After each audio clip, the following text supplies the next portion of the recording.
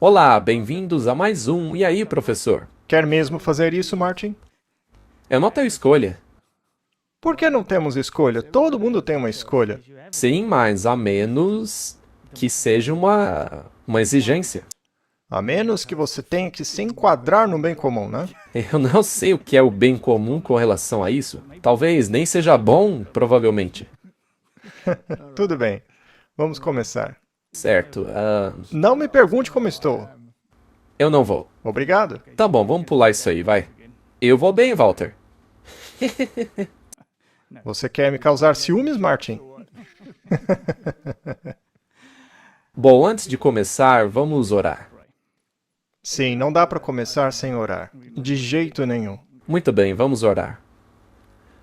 Pai Celestial, obrigado mais uma vez por nos unir, obrigado por todas as bênçãos que o Senhor nos dá.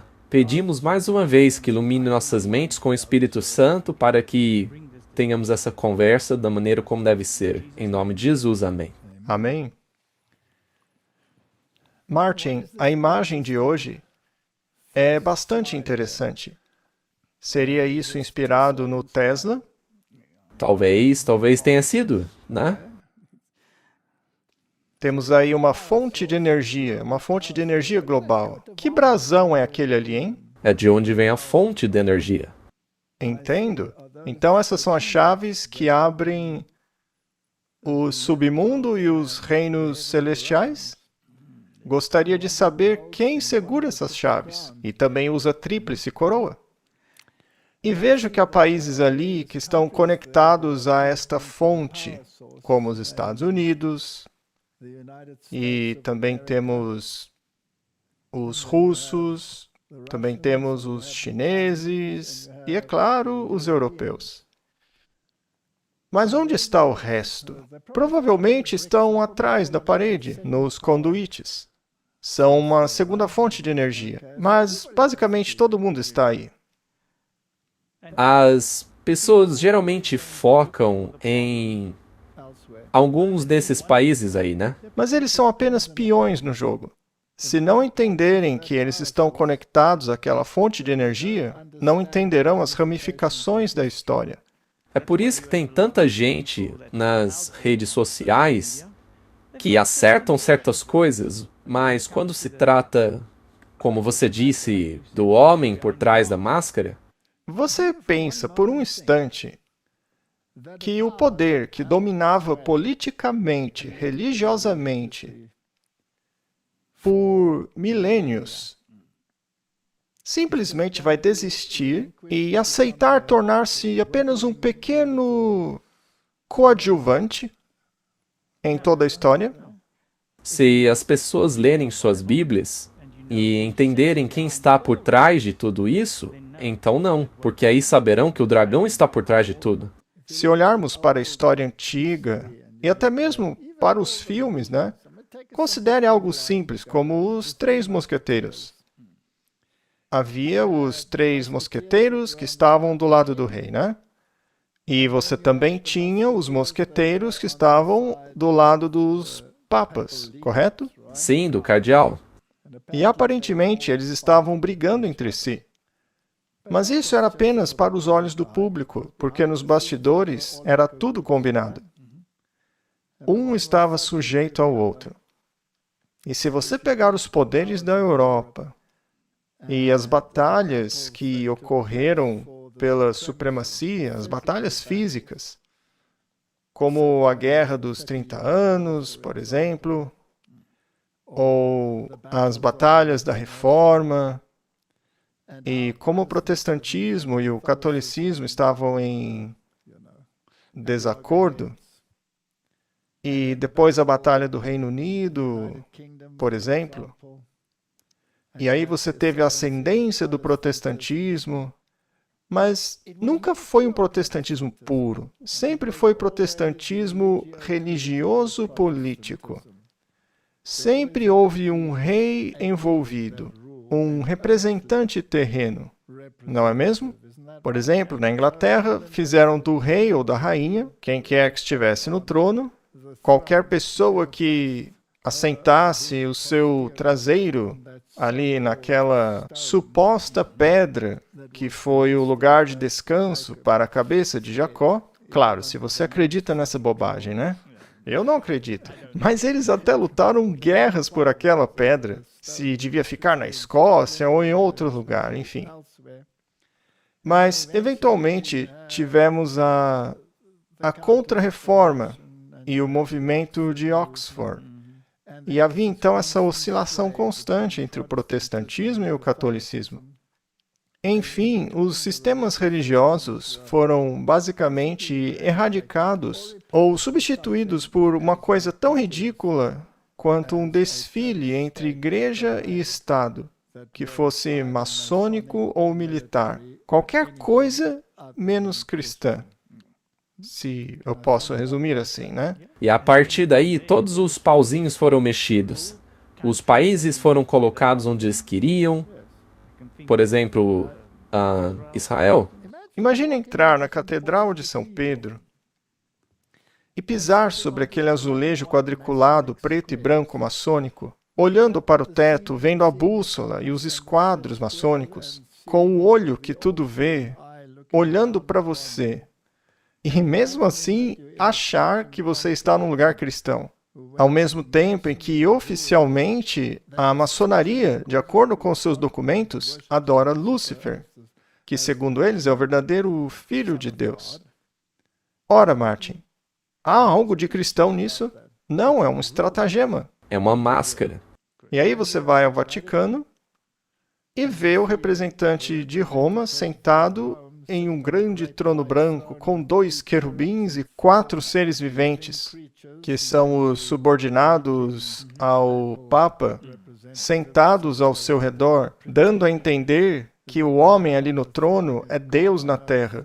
E os documentos da igreja dizem isso. E mesmo assim o chamam de cristão. Isso é patético. É uma abominação? É uma abominação.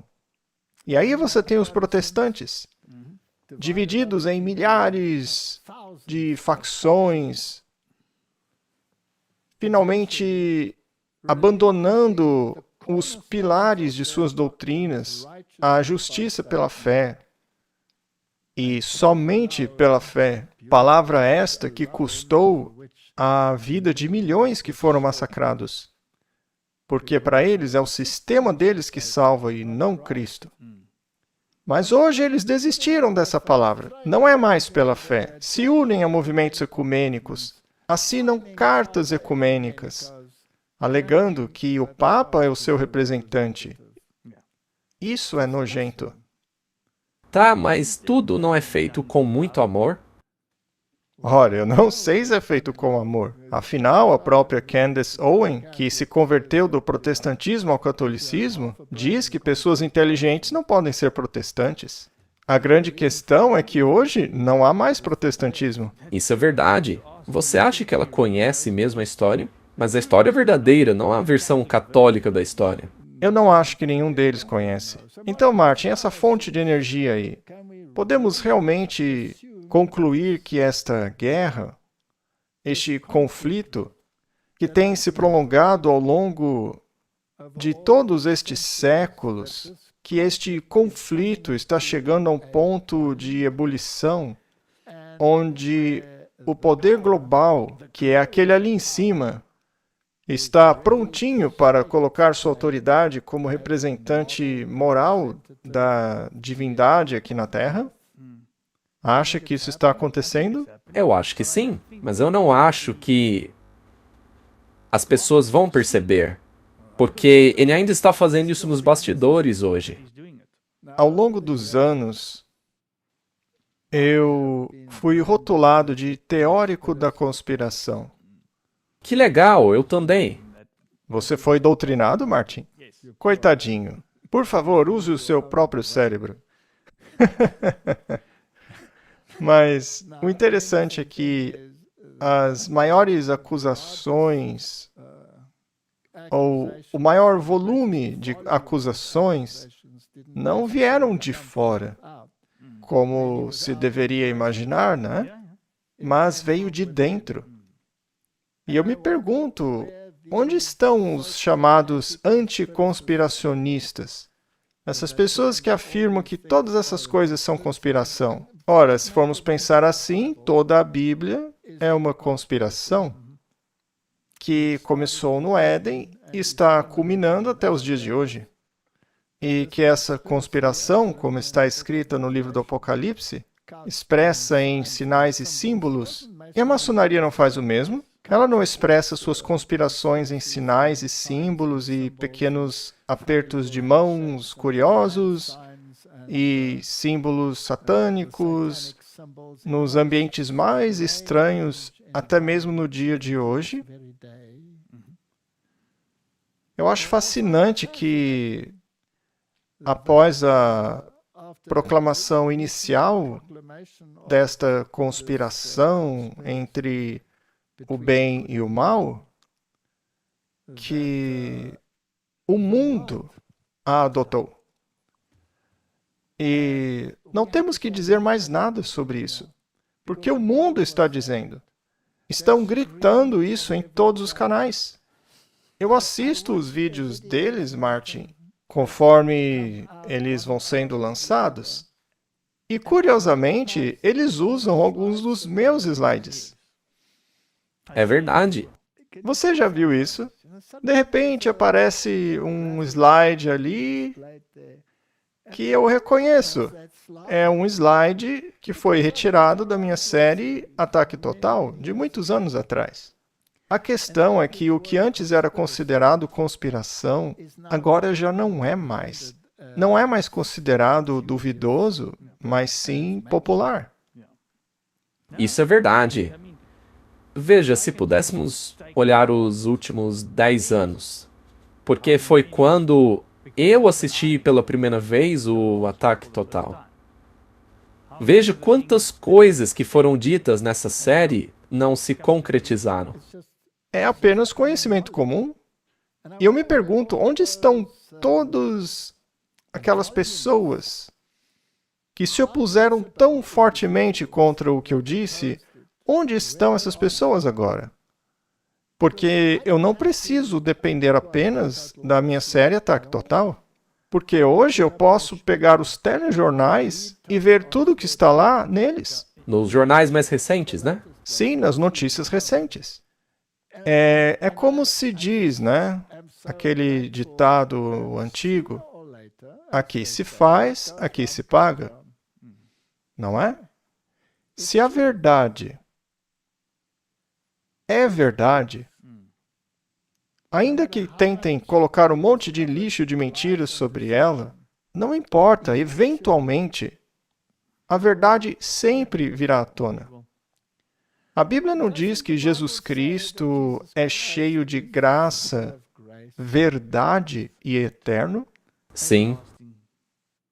Bom, se você for a uma dessas igrejas hoje, nas quais afirmam que estão pregando a verdade, e você começa a pisar em quadrados pretos e brancos com símbolos maçônicos sobre a sua cabeça, ou sentado em um culto de prosperidade, onde te prometem uma vida fácil e grandes riquezas neste mundo. Ora, por acaso isso condiz com a verdade que é proclamada sob a bandeira manchada do sangue do príncipe Emanuel? Não. Então, Martin, quando a Bíblia diz em João que o Verbo se fez carne e que nós vimos a sua glória, ou seja, o caráter dele, a glória do Filho unigênito do Pai, cheio de graça, o Filho de Deus. Mas gerado, não criado. Ele é único, especial. Sim, o único de sua espécie, que existia antes de qualquer coisa ser feita, pois sem ele nada do que foi feito se fez. Então, Martin,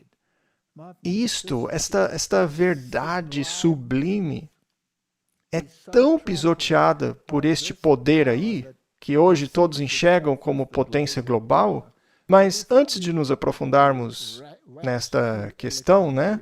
Vamos ver algumas declarações e alguns eventos que ocorreram, onde se chega ao ponto em que esse conflito entre a justiça de Cristo... Olha, vamos usar o básico, né? A justiça de Cristo e a justificação pela fé, e somente a fé, é a pedra angular do protestantismo, a pedra angular da palavra de Deus. Certo? Então, Martin, tendo, na opinião deles, varrido com sucesso esta pedra angular do protestantismo, e se restabeleceram como fonte e poder e divindade nesta terra, chegamos então ao círculo completo. Eles exerceram o poder na Idade Média, mas aparentemente o renunciaram. Mas, na verdade, começaram a agir nos bastidores. Porém, hoje em dia, no momento atual, estão prontos para retomar este poder. E vão utilizar o seu lacaio, aquele ali na esquerda, para fazer isso publicamente por eles. E os outros seguirão o exemplo, porque sem o primeiro, eles estão isolados da existência humana. O comunismo foi iniciado pelos jesuítas em suas reduções na América do Sul e aperfeiçoado e introduzido por meio dos seus cavaleiros papais, fossem eles o Lenin ou Marx, ou fossem chamados de qualquer outro nome. Mas foi implementado. E os outros, da União Europeia, ainda têm as suas leis em vigor. O Papa não desistiu deles, apenas os colocou de banho-maria um pouco de tempo, até o momento de serem reativados. Então vamos dar uma olhada em alguns vídeos e ver aonde estamos nesse fluxo do tempo. Madagascar prolongou o toque de recolher por 9 vezes em sua capital e em outras 4 cidades. Os moradores estão fazendo balanço dos danos após um dia de protestos que deixou várias pessoas mortas. Na quinta-feira, milhares de pessoas, na sua maioria jovens, responderam a apelos nas redes sociais para manifestarem-se contra os frequentes cortes de energia e escassez de água na ilha, localizada na costa sudeste da África. Houve ataques e saques generalizados em centros comerciais e várias pessoas perderam suas vidas. E membros da geração Z pediram que o movimento continuasse. O interessante deste movimento é que ele é novo. Nunca vi isso em 15 anos aqui. São principalmente estudantes, pessoas muito jovens. Então é por isso que eles se chamam Movimento Geração Z. E eu não cheguei a ver nenhum líder político por trás desse movimento. Também não vi nenhum uso político disso. Esse movimento é formado principalmente de jovens, mas a parte complicada do movimento é que no final do protesto, no final do dia de quinta-feira, os manifestantes tornaram-se cada vez mais violentos e parecia que era uma população diferente. Porque o movimento Geração Z disse que era um movimento pacífico. Eles não queriam nenhuma violência, não queriam dar um golpe de Estado. Disseram que só queriam ser ouvidos. Como já falamos no último episódio, Martin, eles sempre mobilizam os jovens. Tem sido assim em toda a história do mundo, não é? Sim. Se você quer tumultos nas ruas, é muito difícil fazer isso com idosos de 80 anos. Imagine só como seria, né? Ia demorar um pouquinho. Eles precisam da juventude. E assim, como falamos da última vez, é por isso que a maçonaria tem os seus movimentos jovens também. A Revolução Francesa foi impulsionada pela juventude. O movimento hippie, que trouxe a nova moralidade, foi impulsionada pela juventude. E é claro que utilizam a música para isso. O violão, a guitarra, o baixo, a bateria. Eu estou parafraseando Daniel, capítulo 3, ok? Para agitar o espírito e colocá-los em uma zona alfa, em que sua função cognitiva é prejudicada, enquanto montam suas barricadas. Talvez as pessoas possam entender agora, porque sempre que há um protesto, há música o tempo todo ali. Sim, e normalmente, por trás desses movimentos, sejam os franceses da Revolução, seja o movimento hippie, não importa qual revolução, os jesuítas estavam sempre envolvidos. Vou deixar bem claro, seja o movimento nazista com a juventude hitlerista. Ele mesmo não disse que o Himmler era o seu Inácio de Loyola? Ele mesmo não invocou a filosofia jesuíta do fascismo?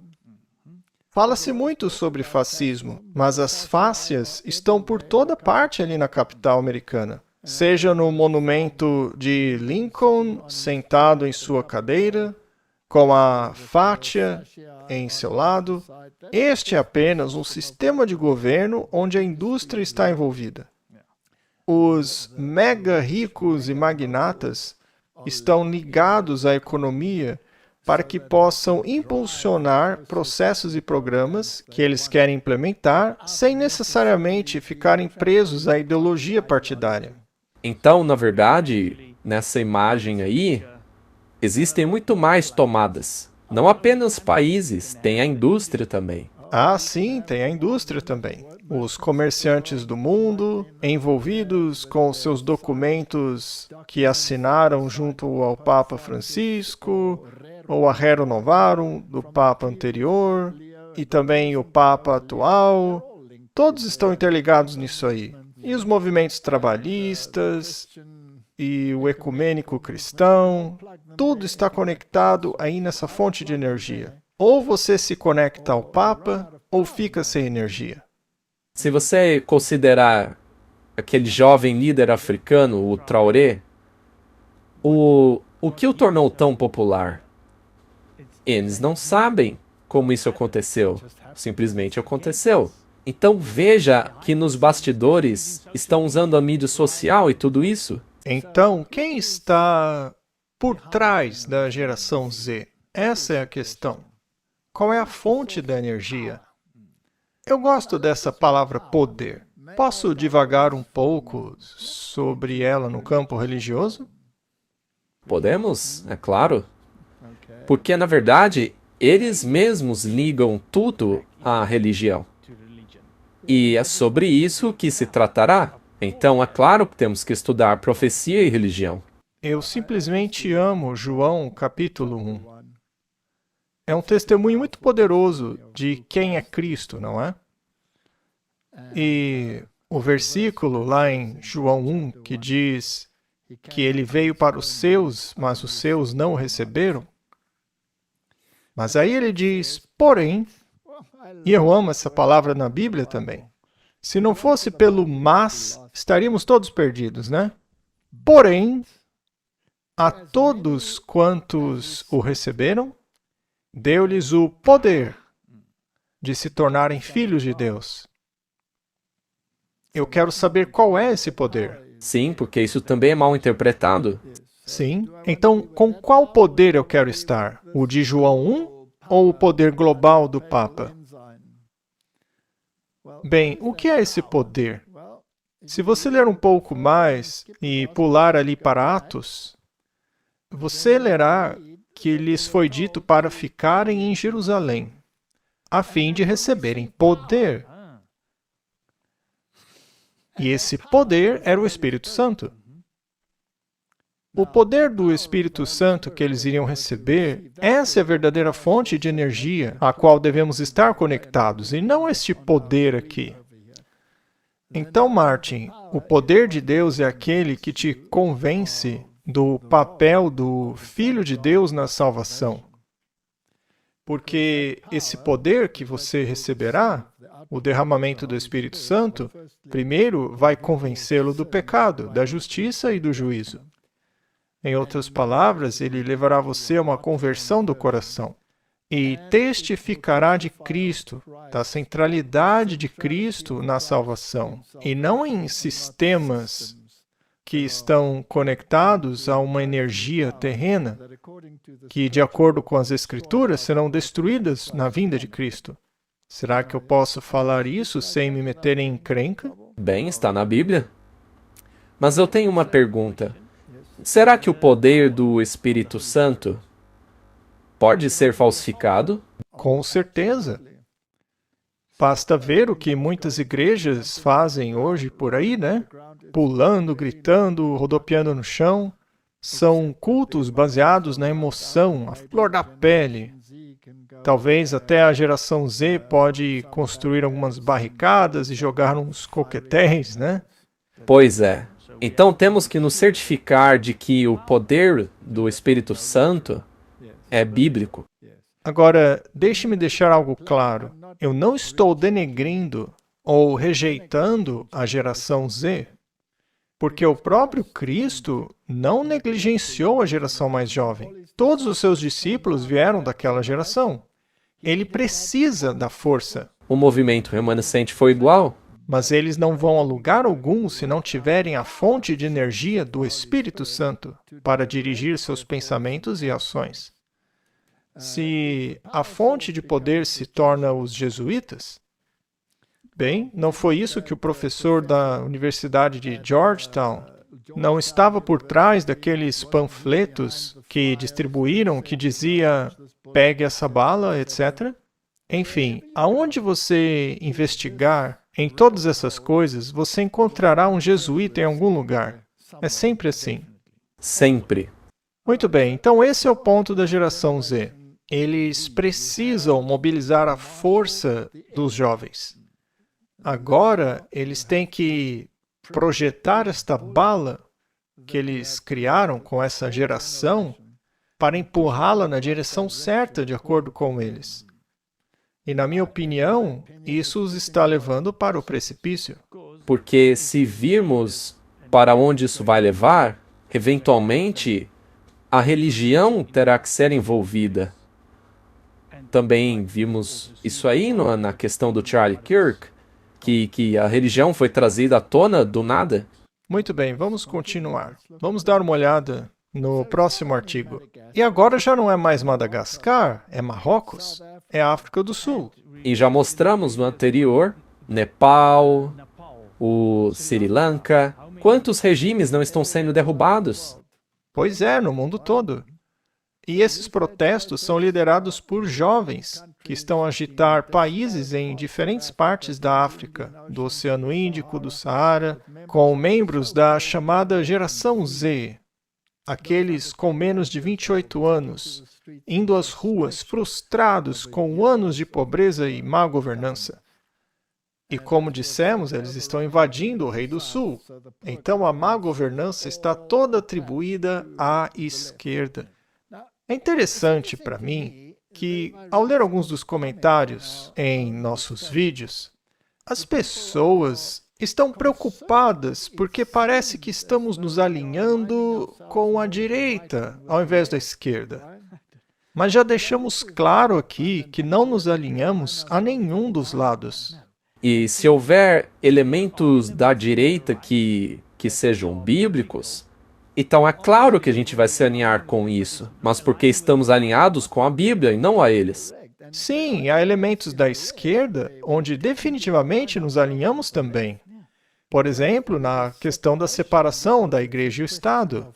Deve haver a escolha moral que não pode ser legislada. A esquerda tem pontos muito excelentes. Com relação a esse assunto. Sim, E a direita também tem excelentes pontos quando se trata do certo e errado. Mas com relação à implementação das coisas, o perigo está na direita. e temos dito isso desde o primeiro episódio. Não temos um lado aqui. Estamos ao lado da perspectiva bíblica. Não nos coloquem em uma categoria. A única categoria a qual nos encaixamos é a bíblica. Então, temos a geração que pode impulsionar todo o processo. E ela é uma geração militante, dispostos a utilizar até mesmo violência para provocar mudanças. Não foi assim na Revolução Francesa? Muito bem. O acordo do F-35 entre Trump e Erdogan representa perigo para Israel. Será? Alguns vão ficar muito felizes agora, porque a Turquia vai desempenhar o seu papel no Oriente Médio e não apenas invadir Israel, mas, de acordo com a filosofia deles, invadir também o seu parceiro, o Egito, porque o Egito representa o Rei do Sul, certo? É uma filosofia ridícula. Exatamente, porque nesse caso seria literalmente o Rei do Sul. Mas a gente não vai falar sobre isso de novo. Não vale a pena. Mas, em qualquer caso, temos esses jogos de poder acontecendo. E as pessoas querem colocar questões proféticas nisso aí. Mas não estamos focando nisso. Nosso foco é o cenário global, não uma coisa dispensacionalista. Vamos ouvir os discursos feitos por Trump e Netanyahu. Este é potencialmente um dos maiores dias da civilização. É o tipo de coisa que acontece em cada centenas ou milhares de anos. Ao menos, nós estamos, no mínimo, muito perto disso. E veja, eu não estou falando apenas de Gaza, eu me refiro muito além de Gaza. Todo o acordo, tudo está sendo resolvido para a paz no Oriente Médio. Acabei de concluir uma reunião importante sobre muitas questões vitais, incluindo o Irã, comércio, a expansão dos acordos de Abraão, e o mais importante, discutimos como acabar com a guerra em Gaza. Mas isso é apenas parte, como eu já disse, de todo o panorama geral, que é a paz no Oriente Médio. Eu chamo isso de paz eterna no Oriente Médio. Tenho a sensação de que teremos uma resposta positiva. E caso isso não aconteça, Netanyahu terá todo o nosso apoio para fazer o que tiver que fazer. Todos sabemos que o resultado final deve ser a eliminação de qualquer perigo. A tirania do terror tem que acabar. E, novamente, isso é algo que estamos procurando fazer. E é para a eternidade. Para todos sempre. Você acha que é para sempre? Quando disserem paz e segurança, virá repentina destruição. Muito bem. Apenas para a nossa discussão aqui. Qual é o problema com Israel? Sim, é isso que eu queria explicar. Porque o mundo inteiro está fascinado agora com a situação de Israel. E nesta questão está focada o grupo ecumênico. Eles estão olhando para Israel. Fale um pouco sobre isso. Sim, há um grande fascínio sobre o sionismo, né? O sionismo é uma aspiração política. A maioria dos judeus que vivem em Israel são judeus seculares, que não são nada religiosos, são totalmente seculares. Claro que você tem o movimento ortodoxo, que é religioso, mas os dois estão acomodados ali.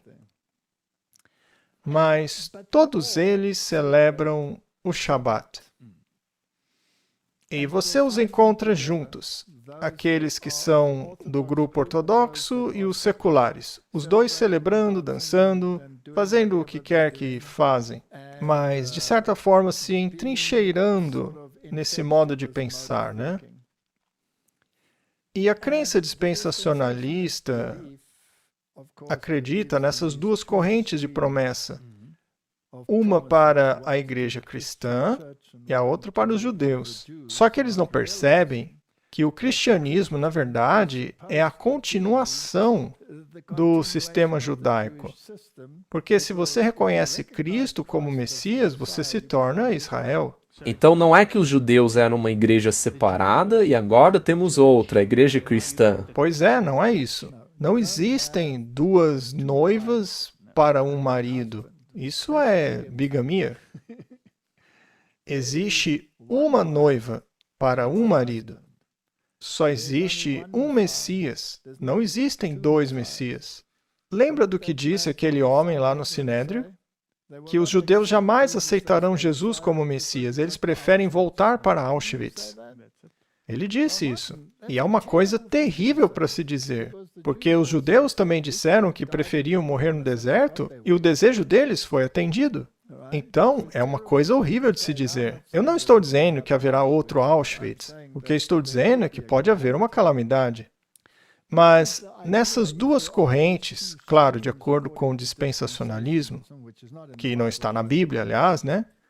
Mas, de acordo com eles, é que todos os judeus precisam voltar à Palestina. Todos devem voltar para Israel. É lá que devem viver. Agora, isto significa que toda a comunidade judaica, seu sistema de crenças, deve ser deslocado para Israel? Bem, começaram isso depois da Segunda Guerra.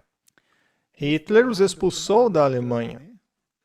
Eles escaparam dos países do bloco oriental e muitos deles foram para Israel. Não é interessante que os aliados que estavam contra os alemães foram justamente aqueles que colocaram bloqueios para garantir que todos fossem para Israel? E não foram os britânicos que basicamente criaram o Estado de Israel e foi aceito pelas Nações Unidas? Então, foi um movimento para criar essa ideologia religiosa de que, na verdade, existem duas noivas, a cristã e a judia. Tá, mas qual dos dois sistemas religiosos prevalecerá? Um ou o outro? Obviamente, se você estiver em um país cristão, como já falamos aqui muitas vezes, e o próprio Doug Wilson disse, você deve aderir à norma cristã, que inclui a guarda do domingo. Se você é um judeu que quer ser ortodoxo e guardar o sábado, então vá para Israel. Se você quer ser um judeu totalmente secular e não se importa com nada, então apenas sujeite-se às regras do país. E se você quer ser um adventista e fingir que está guardando o sábado como os judeus guardam, bem, é melhor você mudar de ideia, porque você vai para um conflito e será o menor de dois males se sofrer perseguição como consequência disso. Não foi sobre isso que conversamos? Sim, seria melhor ter essa perseguição do que a que temos agora. Correto? Isso é o que eles dizem, não nós, né? A questão é que tem esses dois sistemas. Todos aqueles que acreditam na ortodoxia, então, por favor, viva em Israel, onde você pode viver essas regras. Só que um adventista não será bem-vindo tanto lá como no mundo cristão. Porque, como você disse, se você não é judeu, mas guarda o sábado como os judeus, você é digno de morte, conforme diz o Talmud. E uma vez que o templo estiver lá, essas leis poderão ser postas em prática. E o Donald Trump disse que estamos muito perto disso. Na verdade, estamos limpando o local para que os judeus possam viver lá. E vamos criar um paraíso, um lugar maravilhoso para eles. Lindo. E vai durar para sempre. Martin? mais uma vez é uma coisa terrestre. E não é interessantíssimo? Mas e se você for sugado pela filosofia de que agora você tem que se envolver com essa segunda noiva, observando-a e vendo coisas entre a Turquia e os países do Oriente Médio? E ele não falou que o acordo abrâmico cuidaria disso? E ele também disse naquele discurso que querem que o Irã se junte a isso.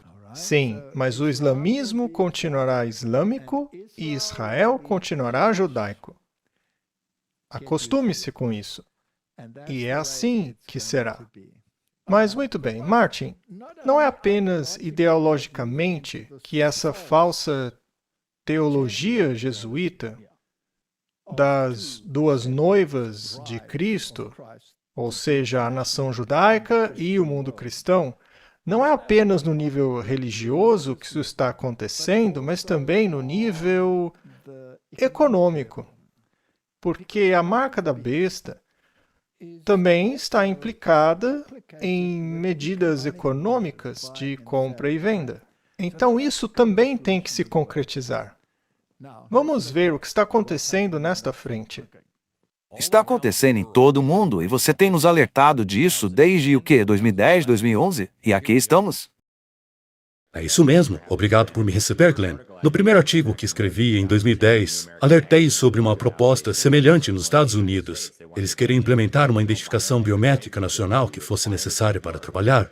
E o problema é que isso foi combinado com a anistia para imigrantes ilegais. Então esse novo sistema que estão implementando lá no Reino Unido, o estão vendendo como um método de controlar a imigração ilegal. Mas não tem nada a ver com a imigração ilegal. É um esforço para forçar todo mundo a entrar no sistema. Segundo eles, primeiro será com o trabalho, depois será as compras, depois será para a saúde, depois para os benefícios do governo, e está chegando em nossa direção como um trem de carga. Poucos anos depois de terem proposto pela primeira vez, em 2010, o Obama começou a promover uma ideia de que precisávamos de uma identidade digital para entrar na internet, para que não pudéssemos mais ser anônimos online. Esta é uma ferramenta do totalitarismo. E aí você vai e escuta Klaus Schwab falando sobre a quarta revolução industrial. E isso foi há poucos anos, onde ele disse que, em última análise, queremos uma fusão de nossas identidades biológicas e digitais.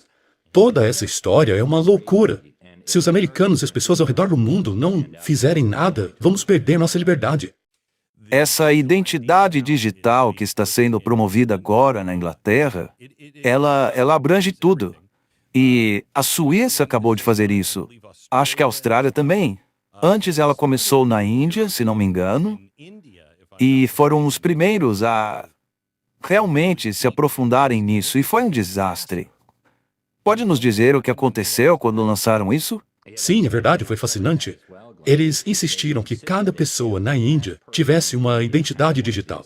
Tinham todos os seus dados biométricos. Eles basicamente tornaram impossível viver sem isso. Eu estava lá na Índia alguns meses, em uma viagem missionária, e me disseram que cada pessoa em todo o país precisa ter um smartphone para interagir com a sociedade. Eles usaram isso para passaportes de vacinação, para operações bancárias, para ter qualquer tipo de relacionamento com o governo e até mesmo empresas. Eu entrei numa loja para comprar um vestido para minha esposa, e lá descobri que não conseguiria comprar o vestido se não tivesse um aplicativo em meu smartphone. A questão é que eu não uso o smartphone. Então, essa coisa se tornou onipresente. O problema é que, devido à incompetência técnica de lá, muitas pessoas não tinham acesso a alimentos e outros bens essenciais à vida. E é claro que isso acabou virando um grande caos. Naturalmente, o Bill Gates estava envolvido nas sombras, né? Eu falei sobre isso no seu programa no ano passado, Glenn.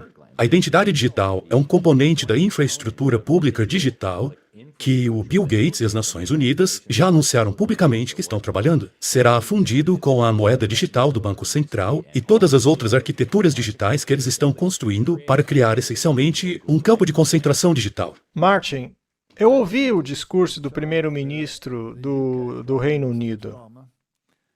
Ele disse diretamente: ou você faz isso ou nunca trabalhará. Não poderá mais fazer parte da sociedade. É um acordo fechado. Vai acontecer. É pegar ou largar. E isso é fascinante. Não importa se é a esquerda ou se é a direita que faz a jogada. A questão é que ela está acontecendo. Eu quero que você esclareça isso aos espectadores que nunca ouviram antes.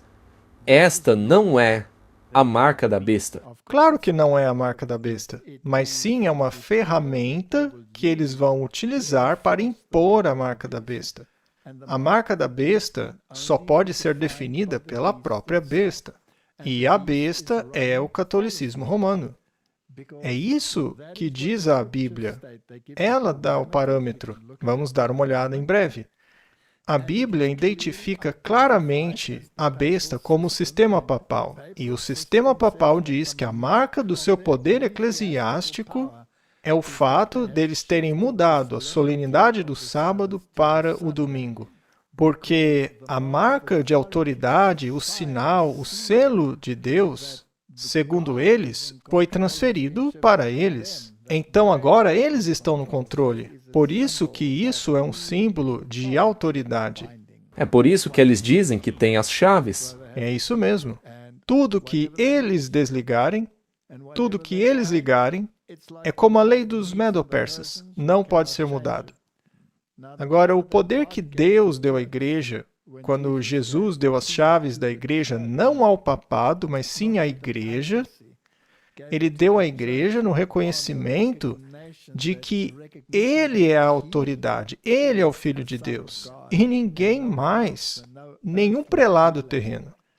E esse poder, quem quer que o exerça, é aquele que você tem que tomar cuidado se ele fizer mau uso desse poder. Este poder era um poder eclesiástico para determinar quem está em situação regular ou não com a igreja.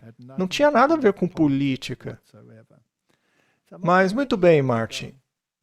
Alguns anos atrás, surgiu uma denunciante do Banco Mundial.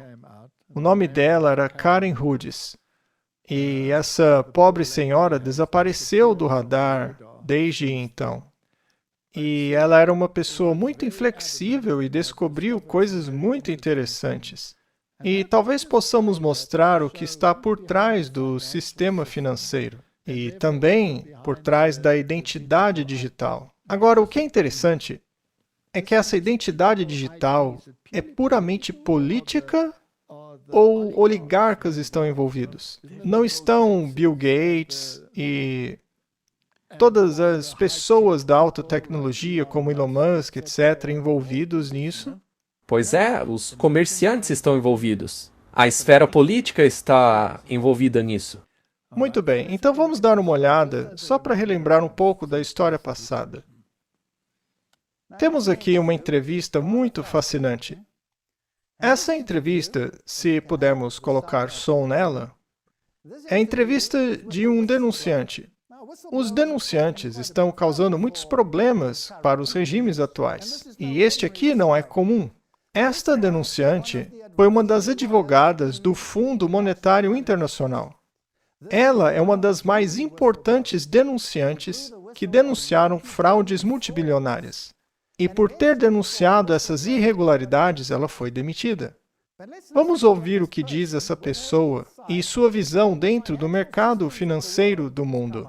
Veja só. Olá, sou Greg Hunter, bem-vindo ao nosso programa. E vejam só, hoje nós temos um novo convidado. Seu nome é Karen Hughes. Ela é advogada, é banqueira e é denunciante também. Karen Hughes, muito obrigado por se unir a nós no programa aqui em Maryland. Bom, você trabalhou para o Banco Mundial por quase 20 anos. Era uma advogada formada pela Ivy League. Você estudou na Ivy League e também em Yale. Você também trabalhou para o Banco Mundial como advogada e também banqueira e foi denunciante dentro do Banco Mundial, não apenas uma vez, mas várias, denunciando uma grande fraude de denúncia de quase US$ 1 bilhão, originada de uma má-fé do Banco Mundial da Indonésia. E por causa disso foi demitida em 2009. Falando de novo sobre o Federal Reserve e ao Banco de Compensações Internacionais, esses grupos estão em conluio com os maiores bandidos de todos, os jesuítas, que compraram o Banco da América. Eles têm pequenos acordos secretos para dividir as riquezas de todo o mundo.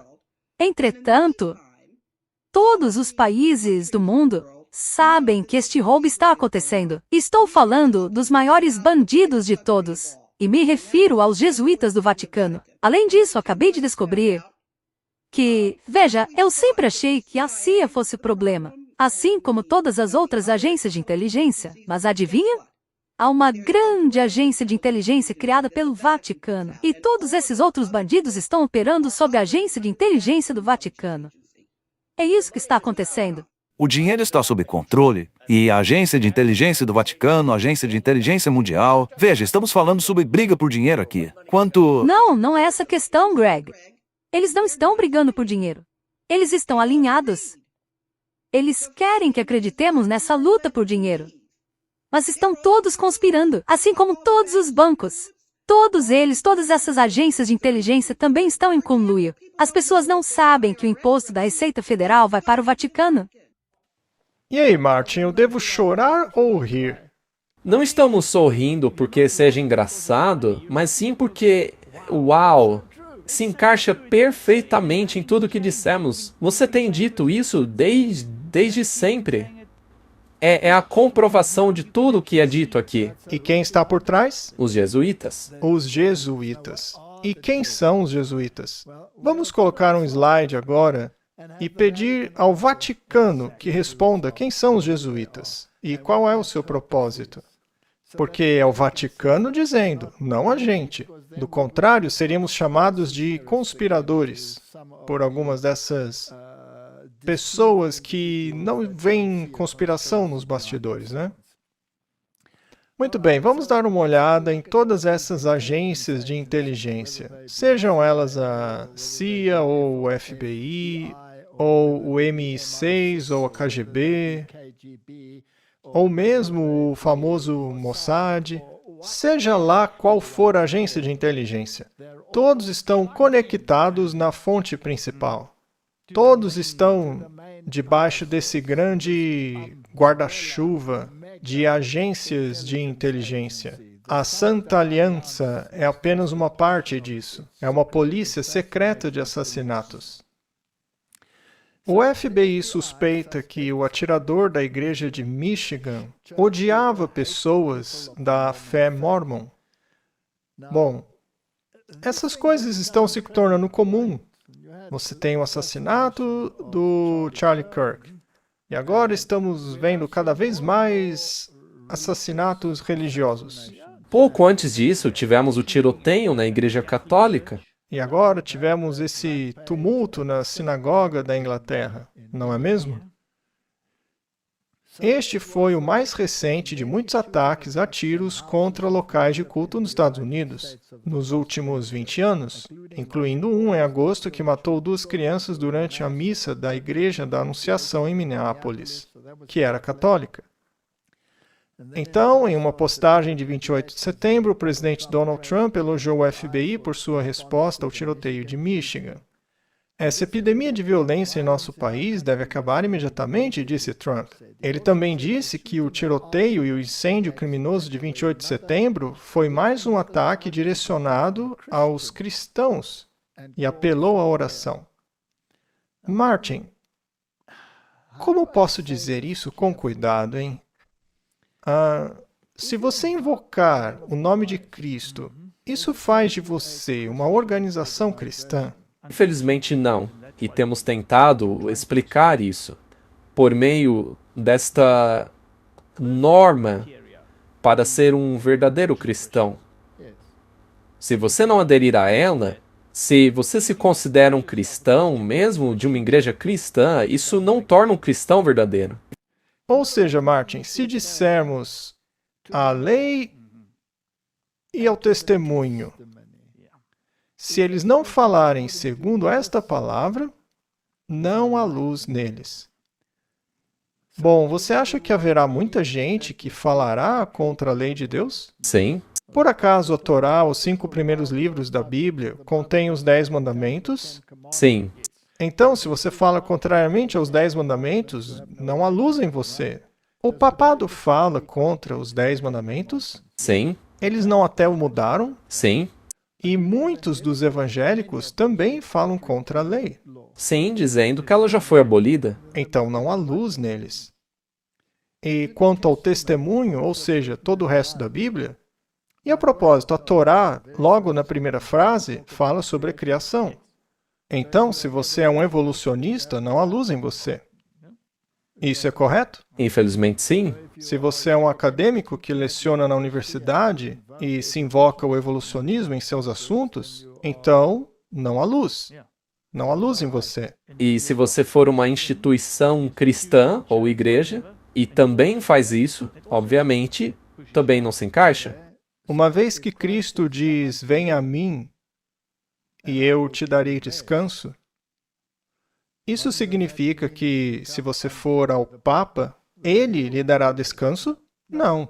Isso não é contra o testemunho? Sim.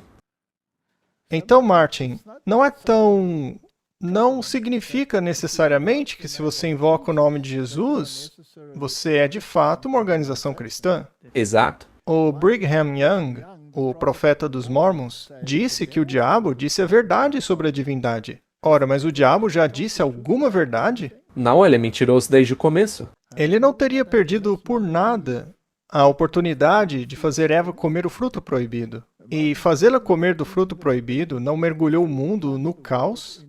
É por isso que vivemos nesse mundo hoje. Por acaso existe qualquer indício na Bíblia de que há um Deus Pai, um Deus Mãe? Não. porque eles acreditam nisso então. Então, utilizar o nome de Jesus e veja, por favor, compreenda que existem milhões de pessoas em todas essas religiões que não enxergam a profundidade disso. Para elas, cantar sobre Jesus já é suficiente. Mas qual é a definição do seu papel? O que ele está fazendo? Quem é o seu representante? E qual foi o envolvimento dos jesuítas na criação do movimento mórmon? Então, hoje, basta simplesmente invocar o nome de Jesus para você se tornar um cristão, de acordo com a norma de hoje, né? Agora, esses cristãos estarão de acordo com os 10 mandamentos do Papa ou dos 10 mandamentos bíblicos? Há muitos poucos que estão de acordo com o bíblico. Muito bem. Só para deixar isso claro. E também é bom deixar claro que não estamos dizendo que matar ou qualquer outra atrocidade seja justificada, pois a violência nunca é justificada. O fato de não se qualificarem como igreja cristã não significa que violência seja aceitável. Só que isso está sendo usado com um objetivo pelos poderes constituídos. E aqueles que são radicalizados para gerar violência, quem é que os radicalizou? Isso é muito importante. Quem é o poder por trás da cena? Basta percorrer a história e você verá quantas vezes esse poder nos bastidores foi a força motriz do radicalismo. Seja o movimento hippie ou a Revolução Francesa, e daí por diante, seja a Guerra Civil, seja o que for, há muitos exemplos. Exatamente. Porque, ao analisarmos algumas palestras feitas no passado, vemos que até mesmo o álcool, o café, o chocolate, tudo isso. Qualquer coisa que destrua o cérebro foi trazida pelos jesuítas. Mas vamos ver o que o Donald Trump disse sobre as mudanças climáticas e essas questões da natureza. Em 1982, o diretor executivo do Programa das Nações Unidas para o Meio Ambiente previu que até o ano 2000 as mudanças climáticas causariam uma catástrofe global. Ele disse que seria irreversível, como um holocausto nuclear. Foi o que disseram nas Nações Unidas, e nada aconteceu. Em 1989, na ONU, disseram que todas as nações seriam varridas do mapa por causa do aquecimento global, o que também não aconteceu. Antes era o resfriamento global. Lá atrás, em 1920, 1930, diziam que o resfriamento global mataria todo mundo. Temos que fazer algo. Mas aí mudaram o discurso. Disseram que o aquecimento global mataria o mundo. Só que aí começou a esfriar. Então mudaram o discurso para mudança climática, para não errarem assim, né? Mudança climática. Porque caso esfrie ou aqueça, tanto faz, é mudança climática. Na minha opinião, esse é o maior golpe já dado no mundo. Mudanças climáticas, não importa o que aconteça, a culpa é nossa. Martin, veja, é aí que eu me alinho com algo que eu acho divertido. Mas é o que já dissemos aqui, algumas coisas que eles dizem são 100% corretas. A questão não é se existe uma mudança climática. Isso é uma bobagem. Eu realmente acredito exatamente como ele acredita. Mas a questão é que isso deve servir para um propósito. E é nisso que eu estou interessado. Mesmo dizendo isso, ele conhece o plano maior. Sim. Portanto, a narrativa deve ser mantida viva, apesar do que Donald Trump disse. Vamos dar uma olhada no Papa e em seu pequeno cubo de gelo.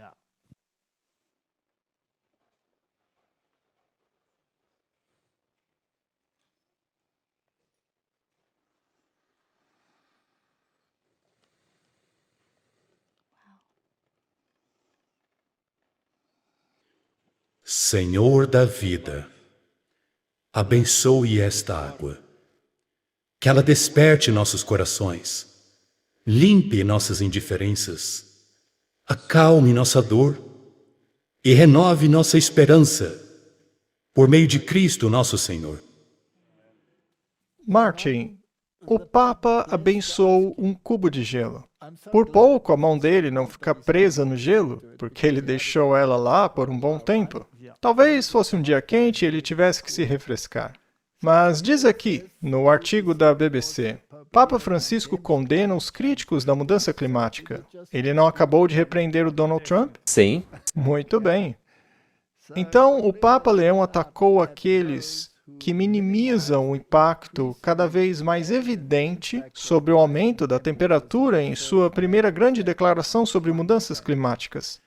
Ele reiterou as palavras do seu antecessor, o Papa Francisco. Afinal, os papas são infalíveis. Eles não podem errar. Um não pode dizer uma coisa e o outro outra. Então, o novo pontífice criticou duramente os críticos que ridicularizaram aqueles que falam do aquecimento global. Nós também não acreditamos na mudança climática. As declarações do Papa em um discurso em Castel Gandolfo, perto de Roma, serão vistas como uma crítica implícita ao presidente dos Estados Unidos, Donald Trump, que chamou a mudança climática de golpe.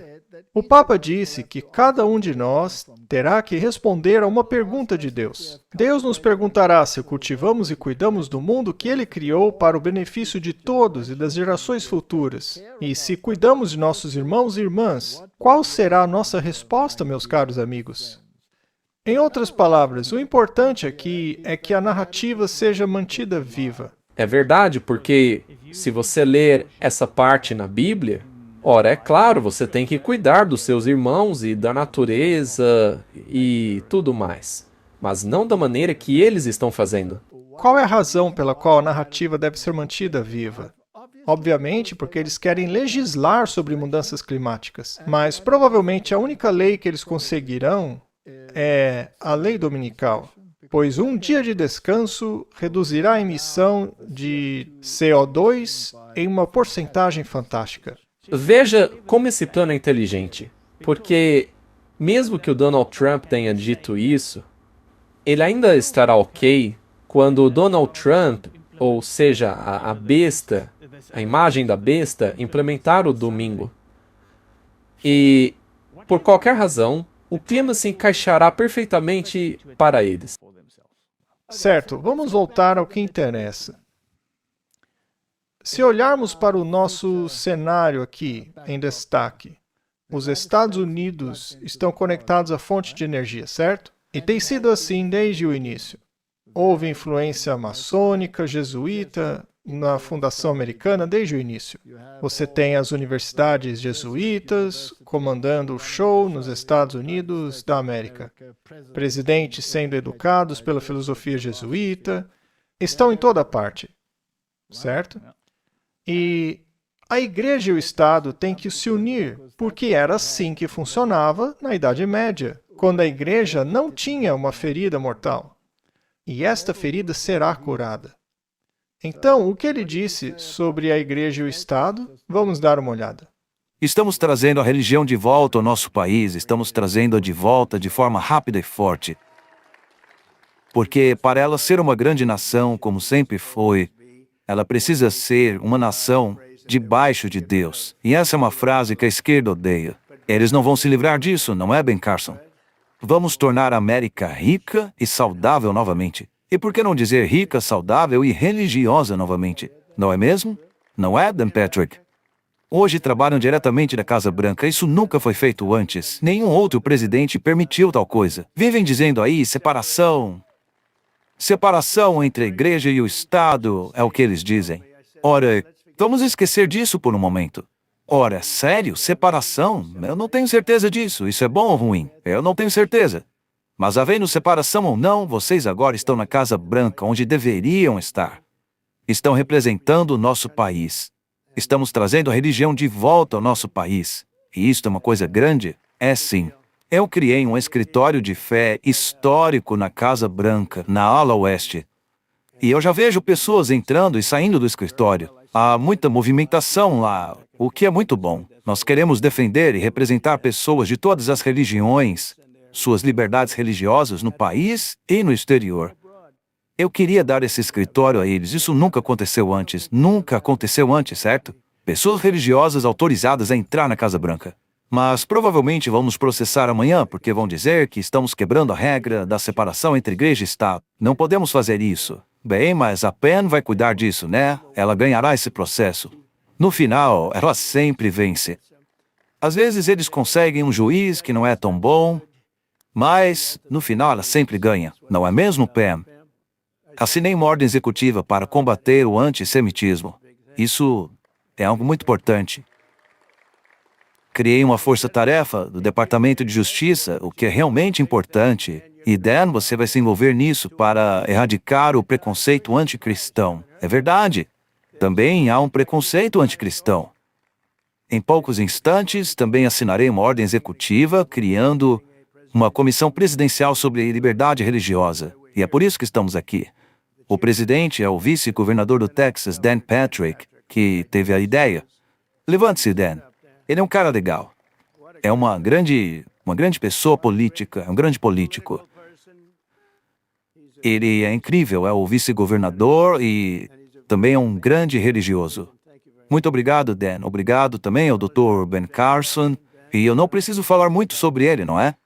Eu não preciso dizer muita coisa. Ele está comigo desde o início. E sabem, quando ele estava fazendo campanha contra mim... Posso contar essa história, Ben? Você não se importa? Quando ele estava fazendo campanha contra mim, ele foi muito bom. Ele estava subindo nas pesquisas. Mas depois ele olhou para mim, depois de uns 3 ou 4 debates, e disse: "Você sabe que vai ganhar com muita vantagem, né?" Isso foi em 2016. E eu disse: "Como assim, Ben? O que você quer dizer? Você está em campanha, não diga isso. Você ainda tem uma chance." Nessa época ele já estava bem para trás, mas, enfim, ele me disse: "Você vai vencer. Essas pessoas aí não vão vencer você, ninguém vai vencer você." E eu perguntei por quê? Porque Deus está com você. Isso é legal, Ben. E ele repetiu isso de novo na igreja. Lembra, Ben? Ele me parou e disse: "Lembre-se do que eu te disse lá atrás? Deus está com você." Nunca houve um presidente que invocasse tanto o nome de Jesus como você. Nunca houve um presidente que dissesse: "Sim, eu amo Jesus, mas também amo pessoas de todos os tipos." Você tem um coração para cada americano e está mostrando isso hoje. Tenho orgulho de representá-lo como presidente e de ter o Ben Carson como o nosso vice, assim como todos os membros desse comitê. Nós serviremos você, as pessoas e, acima de tudo, a Deus. Obrigado, senhor presidente. Sob a liderança do presidente Donald Trump, a fé não será deixada de lado. Ele foi trazido de volta para onde merece estar, o centro. Estamos trazendo de volta a religião ao nosso país. E estamos trazendo de volta de um jeito maior, melhor e mais forte do que nunca. Obrigado a todos. Bem, já estabelecemos que a igreja e o Estado vão se unir. E esse governo vai tentar implementar isso. E tem um curto espaço de tempo para fazê-lo. Eles têm certos eventos acontecendo. E sem entrar em conspirações quanto ao que exatamente aconteceu lá, o resultado é que ele pode ser usado para criar esta oportunidade. Sim, eu não creio que alguém possa negar isso. Definitivamente deu um impulso. Vamos ouvir alguns dos discursos só para refrescar a nossa memória. E depois falaremos de algumas ramificações políticas. Em seu último dia, Charlie Kirk estava no topo de uma montanha. E Charlie Kirk nos guiou para lá. E Charlie Kirk nos trouxe à terra prometida. A morte de Charlie não foi apenas um assassinato. A palavra correta para o que ele fez é sacrifício. A diferença entre assassinato e sacrifício é que o sacrifício é um presente. Nossa civilização perdurará. Os Estados Unidos da América vão resistir. Por Charlie, continuaremos a nossa missão. Por Charlie, acabaremos com a doença maligna que nos separou e levou Charlie de nós. E por Charlie, o Turning Point USA durará para sempre. Este é o lugar. Este é o ponto da virada. Por Charlie. Quando vejo Erika e sua força, sua coragem, Lembro-me de uma expressão famosa. A tempestade diz para o guerreiro que ele não pode resistir à sua força. Mas então o guerreiro responde: eu sou a tempestade. Érica é a tempestade. Nossa linhagem, nosso legado remontam a Atenas, Roma, Filadélfia, Monticello. Nossos ancestrais construíram as cidades. Eles produziram a arte e a arquitetura, construíram a indústria. Érica está sobre os ombros de milhares de anos de guerreiros, de mulheres que criaram famílias, cidades, indústrias, que criaram a civilização, que nos tirou das cavernas da escuridão e levou-nos à luz. A luz derrotará a escuridão. Nós somos os construtores, somos os criadores, somos aqueles que elevam a humanidade. Acharam mesmo que conseguiriam matar Charlie Kirk? Vocês o tornaram imortal. Vocês imortalizaram Charlie Kirk. Vocês não fazem ideia de que o dragão despertou. Marco fez menção desta arena e dos milhões assistindo. Sabe, há alguns dias eu descobri que Kirk, em alemão, significa igreja. Igreja. Então, nesta manhã de domingo, quero pensar que estamos todos na igreja de Charlie.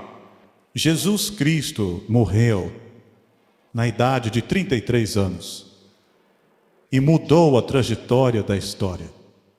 Charlie morreu aos 31 anos e porque ele se entregou a Cristo, também mudou a trajetória da história.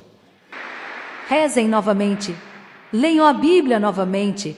Vão à igreja no próximo domingo e no domingo seguinte e libertem-se das tentações e amarras deste mundo. Ele era um missionário com espírito nobre e um grande propósito. Ele não odiava os seus oponentes, queria o melhor para eles. E sabe, é nisso que eu discordava do Charlie. Eu odeio meus oponentes. Eu não quero o melhor para eles. Sinto muito, Érica. Talvez ela ainda pode tentar falar comigo e me convencer de que isso não é certo, mas a verdade é que eu odeio meus inimigos. O Charlie está bravo. Ele está bravo comigo agora.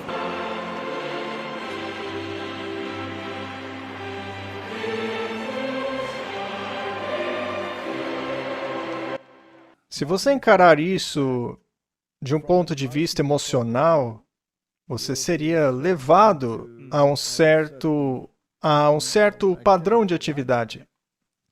Mas se olhar de um ponto de vista conspiratório, então, na verdade, é bastante desafiador. O primeiro orador ergueu um rosário. E isso faz algum sentido? Não seria um sinal de que estão alinhados a uma certa ideologia cristã específica? O rosário não é católico? Não é proibido na Bíblia fazer orações repetitivas? Não é uma abominação? É muito, muito evidente. Deixar um sinal claro. E a retórica que você ouviu é a retórica do guerreiro. Então, você tinha lá o líder militar, o Hexet, e ele também estava invocando esse poder, não é? Ele traz tudo de volta à questão da igreja. Também é interessante o que outro cara disse sobre o dragão, a luz e a escuridão. Sempre essa coisa do yin yang. E, finalmente, houve a declaração de que o inimigo precisa ser erradicado por Donald Trump. Houve também sinais de mão interessantes, dos quais não precisamos falar agora. Se você viu, você viu. Mas isso significa certas coisas para certas pessoas. São sinais. Enfim, não vamos entrar em conspirações, vamos apenas analisar as consequências. Então, Pete Hegseth, agora como ministro da guerra, fez uma grande reunião com todos os altos escalões militares. E o que foi dito ali é fascinante. Bom dia e bem-vindos ao Departamento de Guerra. Porque a era do Departamento de Defesa acabou. Veja, o lema do meu primeiro pelotão era: aqueles que anseiam pela paz devem se preparar para a guerra. É claro que isso não é uma ideia nova, vocês sabem disso. A origem disso remonta à Roma do século IV e tem sido repetida desde então, incluindo nosso primeiro comandante-chefe, George Washington, o primeiro líder do Departamento de Guerra. Ela captura uma verdade simples, porém profunda. Para garantir a paz, devemos nos preparar para a guerra. E a partir desse momento, a única missão do recém-restaurado Departamento de Guerra é a seguinte: lutar. Preparar-se para a guerra, para vencer, de maneira implacável e intransigente nessa busca. Não porque queremos guerra, ninguém aqui quer a guerra, mas é porque amamos a paz. Queremos a paz para os nossos cidadãos. Eles merecem a paz, e eles esperam que nós garantamos esta paz.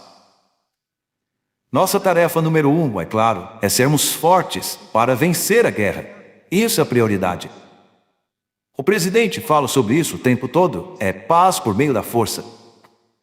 E como a história nos ensina, as únicas pessoas que realmente merecem a paz são aquelas dispostas a fazer guerra por ela. Ele fez algumas declarações explícitas muito fortes para defender sua posição. Ele começou seu discurso referindo-se a Roma. Para variar, tudo volta a Roma. Veremos isso em breve. Curiosamente, ele está tirando o exército da cultura woke para promover a masculinidade e a força. Hegseth institui o mais alto padrão masculino para combate, assim como outras mudanças, declarando que o Departamento de Defesa acabou. Ele disse que o departamento deve restaurar uma aplicação implacável, imparcial e sensata dos padrões. Estamos treinando guerreiros, não defensores. Lutamos em guerras para vencer, não para defender. Defesa é algo que se faz o tempo todo, é inerentemente reacionária e pode levar ao uso excessivo, alcance excessivo e desvio da missão. A guerra é algo que se faz com moderação, em nossos próprios termos e com objetivos claros, disse o Hegseth em seu discurso. Então, basicamente, ele diz: inimigos, cuidado. Não vamos agir com cautela, vamos varrer vocês da face da terra. Ou fazem o que mandamos, ou então já sabem. Por acaso ele não soa como um dragão falando? Não seria o cordeiro falando como dragão? É uma pergunta fascinante, Martin. Ele disse às tropas para renunciarem caso se oponham ao seu plano de abandonar as políticas woke e restaurar o ethos guerreiro. Se as palavras que estou proferindo hoje estão deixando vocês de coração apertado, então deveriam fazer a coisa honrosa e renunciar. Agradeceríamos pelos seus serviços, mas suspeito que a esmagadora maioria de vocês sinta o oposto. Essas palavras enchem seus corações. Não somos mais um departamento woke. Se você quer continuar usando barba, então una-se às operações especiais que se infiltram em certos grupos, não é? É fascinante o que ele disse aí. Não precisamos entrar na questão da sigla, porque não é apropriado que um ministério utilize uma sigla como essa, né? Mas a questão é que eles estão falando sério. Martin, isso tem alguma coisa a ver com religião? Claro que tem a ver. Eles não querem mais a separação da igreja e do Estado, ou mesmo da guerra e do Estado. Agora, com certeza tem a ver com religião. Por que eles chamaram essa reunião de um encontro com Jesus? Por que fizeram isso? Não é um tipo de implante na mente? É claro. Reunião venha para Jesus. Comunidade militar reage ao discurso de Hegseth de ou entra na linha ou saia. Não vamos entrar em detalhes sobre isso, mas é interessante que algumas pessoas estavam dizendo: Não vamos mais pisar em ovos. Se dermos uma ordem para matar pessoas, que assim seja. Você não precisa mais ser politicamente correto. Vão e façam. É uma ordem. E chamar o encontro de venha para Jesus. Venha para Jesus. Este é um dos artigos mais interessantes produzidos pelo jornalismo nos últimos dias. É esse artigo da Der Spiegel. É como se fosse a revista Time da Alemanha, elevada à 10ª potência. Gotteskrieger. Guerreiros de Deus, não é? E veja, a capa já diz tudo.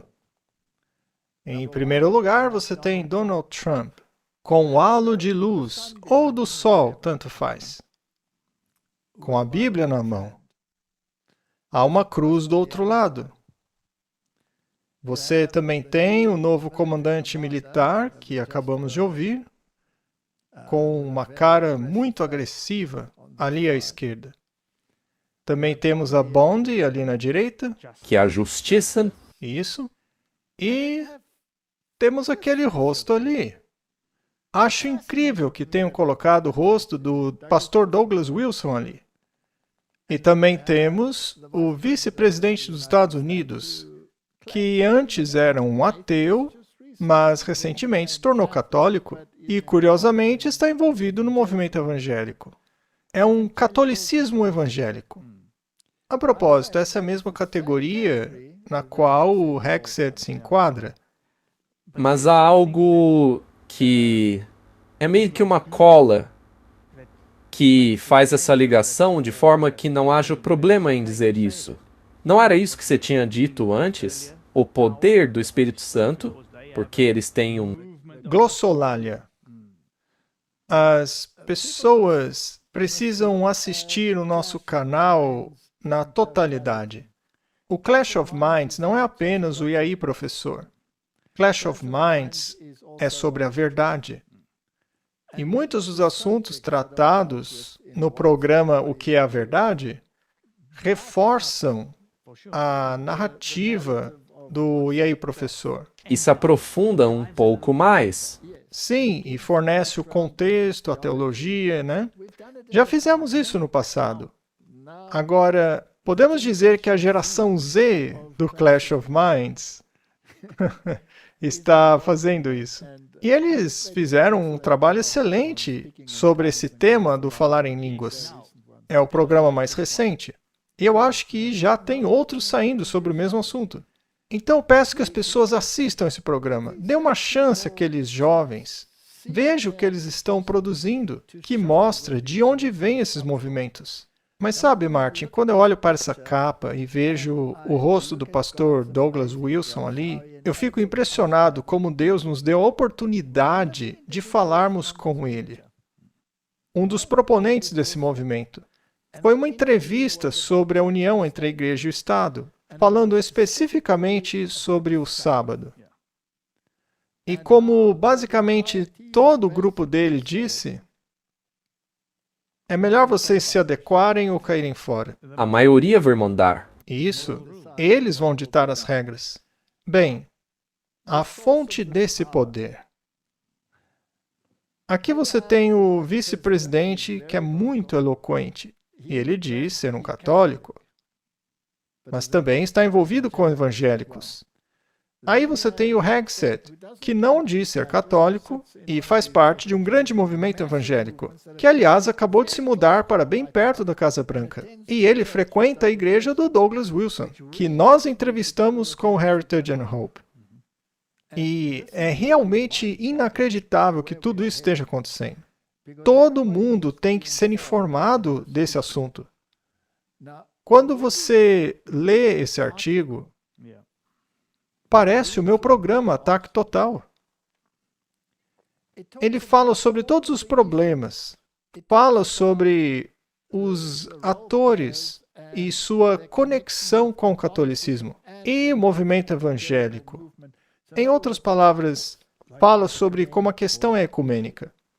Eles são guerreiros de Deus, são nacionalistas cristãos. Eles querem estabelecer o reino de Deus aqui na Terra. Sim. E mencionaram Paula White, que Donald Trump acaba de colocar no comando desse braço religioso ali na Casa Branca. Ela é uma pregadora do Evangelho da Prosperidade. É por isso que eles acreditam que seremos ricos. Vamos tornar a América rica novamente, com os mega-oligarcas, os multimilionários e trilionários que estão entre nós. Vamos usar esse poder e seguir em frente. Seremos a nação mais rica e próspera do globo. E vai durar quanto tempo, Martin? Para sempre. Isso é fascinante. É realmente incrível. Veja, eles estão falando como o dragão, que é de onde tudo isso vem. E disseram que vão tomar as rédeas desse governo. E que serão os responsáveis pela moralidade. Eles farão leis morais, incluindo as leis dominicais. Foi sobre isso que conversamos naquele episódio. Agora, se eu pudesse simplesmente pegar a minha Bíblia e abrir no livro de Daniel, capítulo 2.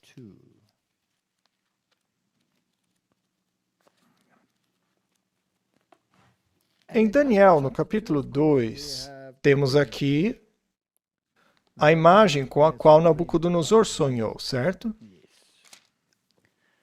Se você descer até a parte onde ele passa pelas imagens, a cabeça de ouro sendo Babilônia, os braços de prata e os peitos sendo Medo-Pérsia, depois os quadris como Grécia e as duas pernas sendo Roma, e os pés de ferro e barro misturados, sendo a igreja e o Estado. Aí diz assim, no versículo 44, e nos dias destes reis, o Deus do céu estabelecerá o reino. O problema é que eles querem estabelecer o reino de Deus. Não é isso que eles querem? Sim, nas palavras deles. É exatamente isso que eles querem. Mas aqui diz que será o próprio Deus a estabelecer o seu reino. Se você ler esse versículo com cuidado, ele te dá outra pista. Diz assim, e que nunca será destruído. Será eterno. Eles também não disseram isso? E o reino, e veja, isso aqui é maravilhoso, veja só. Há uma pontuação aqui no meio que diz, e o reino não será deixado para outros, mas ele o quebrará em pedaços e consumirá todos esses reinos, e o reino de Deus permanecerá para sempre. Cristo estabelecerá o reino, não pessoas. Então, Martin, essa é uma filosofia falsa. Claro que é. É a filosofia de Satanás. E este poder global está propagando o catolicismo. Estão segurando rosários. E esse artigo aí se refere às inconsistências. Eles perguntam por que o Hegseth, que tem tantos símbolos papais tatuados em seu corpo, frequenta uma organização evangélica. Como você conecta as duas coisas, Martin? Isso é muito conspiratório, não é? E foram eles que escreveram. E também estão propagando o retorno à masculinidade.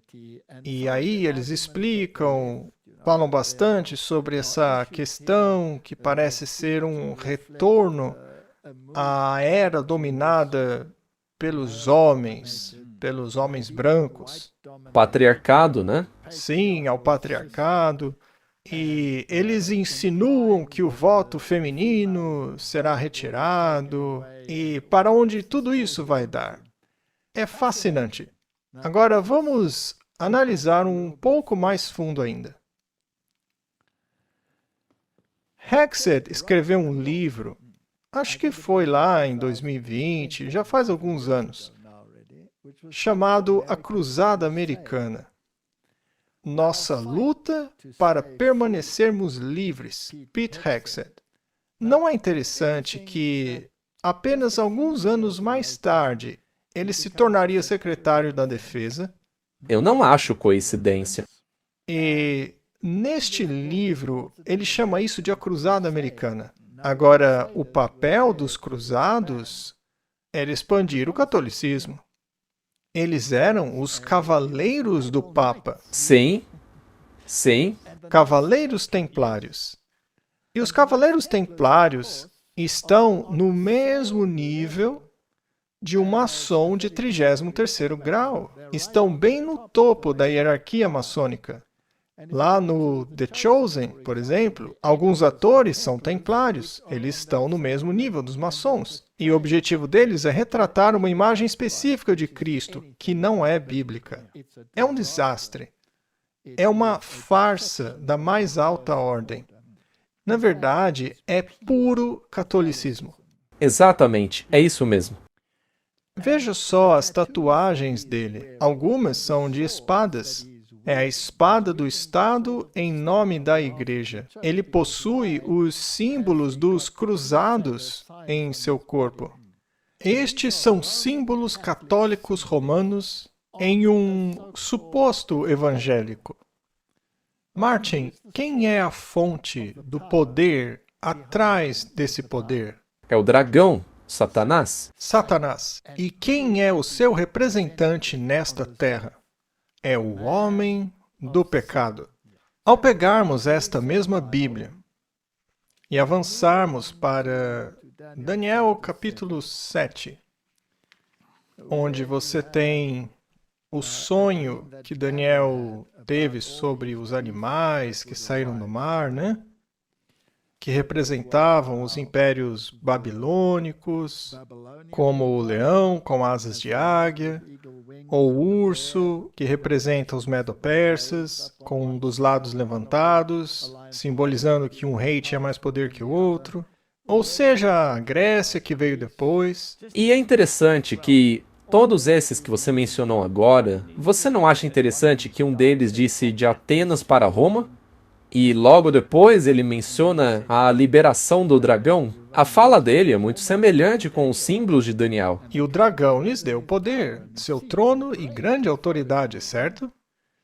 Não é por acaso que, no nosso contexto aqui, os Estados Unidos são os primeiros a estarem conectados a Roma, porque o dragão lhe deu seu poder. Ele precisa desse poder militar, desse poder econômico, tudo isso para impulsionar sua agenda. E aí vamos até o versículo 15, que diz: Daniel estava triste em seu espírito, em meu corpo e nas visões da minha cabeça que me perturbavam. E me aproximei de um deles que estava ali, na visão dele, né? Ele estava vendo um anjo ali na visão. E esse anjo disse o que iria acontecer. Disse que essas bestas eram 4 reis ou reinos que surgiriam na terra em uma sequência específica, mas, eventualmente, os santos do Altíssimo tomarão o reino e possuirão o reino para todos sempre. Para todos sempre. Os santos são aqueles que guardam a lei e o testemunho. E nenhum desses aí adere à lei e ao testemunho, mas apenas aos dogmas e falácias papais. E ele queria saber a verdade sobre a 4ª besta, que era diferente de todas as outras. Seus dentes de ferro eram extremamente terríveis. Agora, na imagem anterior, o ferro era o símbolo de Roma. Então, isto aqui é um elemento romano. E os dentes eram de ferro. Onde estão os seus dentes? Na boca, certo? Suas palavras são mordazes. São influentes. Não é um cachorro que ladra, mas não morde. Não, esse cara aqui morde mesmo. Suas unhas eram de bronze. Esta é uma referência à sua filosofia grega. e devorava e quebrava em pedaços tudo que pisava com os pés. Ele não disse que acabaria com todos que se colocassem em seu caminho? E também quis saber sobre os 10 chifres, que lembram os 10 dedos dos pés, certo? As potências da Europa, onde o barro e o ferro, ou seja, o político e as forças religiosas, competiam entre si. Às vezes pareciam aderir, às vezes não. E aí ele quis saber sobre aquele pequeno chifre, diante do qual 3 caíram. Pois somente no catolicismo romano, quando atingiu a sua ascendência, que 3 dos 10 chifres originais foram eliminados: os érulos, ostrogodos e vândalos. Os últimos a cair foram os ostrogodos. Bem, tem muita gente que usa essa história e querem dizer que a razão pela qual o catolicismo se livrou desses 3 é porque eles eram antitrinitarianos. Este é um dos argumentos usados, mas a verdadeira razão é que provavelmente eles eram guardadores do sábado. Se você quiser se tornar um guardador do sábado, vai acabar entrando em um fogo cruzado. E veja, esse não foi um trocadilho. Não. E ainda que fosse, foi intencional. Espero que as pessoas pensem sobre isso. Fogo cruzado. Outra coisa que eu quero dizer é que eles podem até ter sido antitrinitarianos, a versão católica da Trindade. Isso mesmo, pode ser. De qualquer forma, esse poder dizia palavras muito grandiosas. E seu aspecto era mais robusto do que os seus companheiros. Se tornou um catolicismo muito prescritivo. E no versículo 21 ele diz que fez guerra aos santos. Bem, agora não temos mais um secretário de defesa, mas sim um da guerra. Martin, estamos muito próximos do fim. E por quanto tempo esse poder reinou? Verso 22. Até que veio o ancião de dias e foi dado julgamento aos santos da terra. E chegou o tempo em que os santos possuíram o reino. Ou seja, o reino será tomado, essa historinha deles aí vai acabar. E assim disse, a 4ª besta será o 4º reino da terra, que será diferente de todos os reinos, e devorará quanto deste mundo? A terra inteira. Isso inclui os russos, chineses e outras nações? Claro. Pisará em todos e os farão em pedaços. E os 10 chifres deste reino são 10 reis que surgirão, e outro surgirá após eles. Foi em 538 d.C. que o poder papal consolidou-se como uma entidade política, após a destruição de Roma e o estabelecimento dos 10 dedos dos pés da Europa. E este chifre é diferente dos outros. Mas por que será que ele é diferente, Martin? Porque ele é um poder político-religioso e subjugará 3 reis. Ele se livraria dos guardadores do sábado. Ele fez guerra contra os guardadores do sábado. E proferirá palavras arrogantes contra o Altíssimo. Será um poder blasfemo. Fará guerra contra os santos e os oprimirá. Foram tão oprimidos que uniram-se a ele em um movimento ecumênico. Sim, fazendo exatamente o que ele diz. O protestantismo nem tem mais força hoje, somente Roma tem. E pensará em mudar os tempos e as leis. Ele é tão arrogante que mudará os tempos e as leis. O único mandamento que trata de tempo é o mandamento do sábado, e ele o alterou. Aí chega o momento em que eles serão entregues em suas mãos, que é o período de 1260 anos de supremacia papal, que terminou em 1798. A partir daí, ele operou na clandestinidade durante a Revolução Francesa e hoje está crescendo no departamento de guerra, falando como dragão, e forçará o mundo inteiro a fazer o que eles estão falando. O poder não está nesse exército, não está no FBI, na CIA, no KGB, na Mossad, no MI6, o poder está nas mãos desse poder global. O poder está com os jesuítas, com o general do maior exército que esse mundo já viu. E aquele homem ali na tela, o Pete Hegseth, está usando a insígnia do poder papal tatuado em si. Dá para ser mais claro do que isso, Martin? Eu não consigo ver como. Eu espero que todos possam simplesmente abrir os olhos, voltar no tempo e escutar tudo isso e observar o que está acontecendo. Leia sua Bíblia novamente, observe o que acabamos de mostrar e pare de aplicar a profecia em outras nações, nos judeus ou seja lá o que for. Abra os seus olhos, é isso que a Bíblia está dizendo. Ou pegar um governo qualquer, como o da Turquia, e tornar ele um império superpoderoso. Isso é ridículo. Estes são os poderes. Muito bem, Martin. Agora vamos direto à fonte. Este é o Vaticano.com, que publicou um artigo em 2018. Não é um artigo do século XVI. E que fala sobre o que é e quem são os jesuítas, a Companhia de Jesus, a Ordem dos Jesuítas. Vamos ler. Pelo menos a primeira parte. Os jesuítas concentram-se na investigação intelectual, na educação, escolas, ensino superior, seminários religiosos, tornando-se os mestres escolares da Europa. Isso é história, Martin. Eles controlam uma infinidade de universidades. E aquelas que não controlam diretamente, controlam indiretamente. Ponto. Eles basicamente são os controladores das escolas do mundo. Os currículos do mundo são baseados em ideologia jesuíta. Aceitemos isso ou não. E eles também se tornaram o teatro do mundo. Quando eles não puderam entrar diretamente na Inglaterra, deram início à era do Shakespeare, que provavelmente era o Sir Francis Bacon, um cavaleiro Rosa Cruz, luciferiano e cavaleiro do Papa.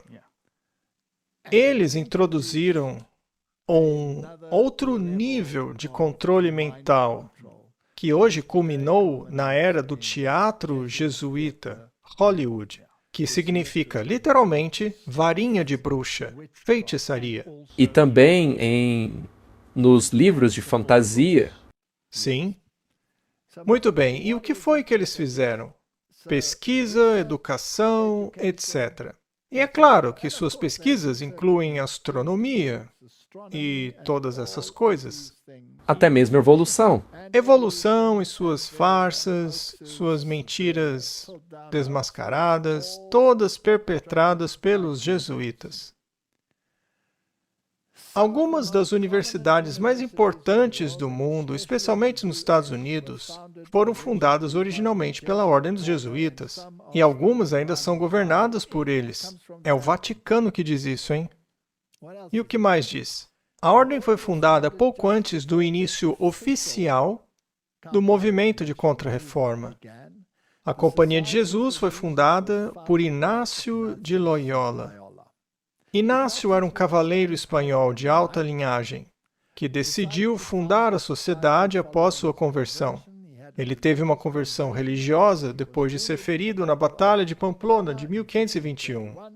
Profundamente comovido por suas experiências religiosas, Inácio decidiu dedicar a sua vida à sua fé e aos ensinamentos e exercícios religiosos. Ele foi muito inspirado por São Francisco de Assis, que deu nome ao Papa Francisco, como todos sabem. Segundo a própria Igreja, ele foi um cavaleiro papal, que acabou liderando a Contra-Reforma. Aqui eles foram muito cuidadosos. Disseram que foi fundada pouco antes do movimento oficial da Contra-Reforma. Quem seria o líder desse movimento? Inácio de Loyola com seus jesuítas. Eles criaram essa organização gigantesca que está em todo o mundo e se infiltrou em todos os governos. Eles são uma sociedade secreta. Os jesuítas são como se fossem o FBI e a CIA à potência de 1 bilhão. E abaixo deles estavam todos os seus afiliados. Todos eles, nos bastidores, tirariam seu poder da mesma fonte. Então, Martin, essa é a introdução deste documento. Você vai pôr o link completo, não vai? Sim, todos podem ver ali na tela, mas eu vou postar sim. É evidente que não há nada oculto que não será revelado. Esta organização derramou mais sangue do que qualquer outra. E também é muito provável que um dos livros mais famosos, chamado A Arte da Guerra, tenha sido escrito por um general jesuíta. Eu falo mais sobre isso em uma palestra. Este livro se tornou tão famoso que deve ser estudado por todo general nos Estados Unidos da América. E certamente foi estudado em detalhes por Pete Hegseth. Essas pessoas estão por trás de assassinatos de figuras políticas e religiosas que são indesejadas. Essas pessoas estão por trás da fermentação de guerras, de revoluções. E agora eles vieram para frente com seus cavaleiros papais, disfarçados de evangélicos, a fim de implementarem a agenda do Papa. A marca da besta será proclamada. Estamos indo rapidamente em direção ao conflito final. E o povo de Deus precisa ficar firme à lei e ao testemunho. Se qualquer um não falar segundo esta palavra, não há luz nele. Vamos orar. Certamente. Querido Pai,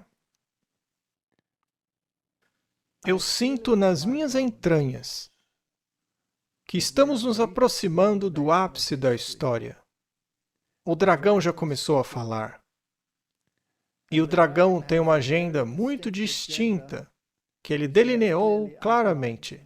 E isso foi evidenciado em nossos últimos programas, com algumas das pessoas que foram colocadas ali na capa da Der Spiegel. Dá-nos forças, eu peço. Nos conceda o poder, Pai, para que todos quantos crerem em Teu nome recebam o poder para se tornarem filhos de Deus, para que possamos invocar o verdadeiro poder do Espírito Santo que nos levará ao arrependimento, à obediência dos preceitos de Deus e à aceitação da justiça de Cristo e a justificação que só vem pela fé e somente por ela. Esta é a minha oração, em nome de Jesus. Amém.